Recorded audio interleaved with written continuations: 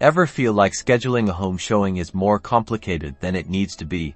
Well, Redfin has a solution. Today, we're diving into how to use the available in Redfin feature, making scheduling showings a breeze for both buyers and agents. First, open the Redfin app on your mobile device and make sure you are logged in.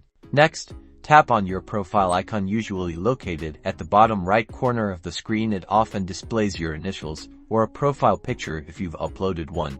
Scroll down until you see the showing availability option. Tap on it to open your showing schedule settings. Here, you'll see a calendar view. You can set your availability for each day of the week. Tap on a specific day to customize your available time slots. Now, select the time slots you're available for showings. You can tap on the start and end times to adjust them. Make sure to set realistic time frames that work with your schedule.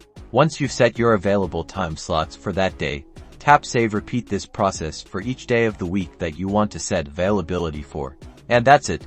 Your updated availability is now visible to agents coordinating showings. This allows agents to easily find times that work for you, streamlining the showing process and getting you into those dream homes faster. So, take advantage of the available in Redfin feature and make scheduling showings simpler than ever. Happy house hunting!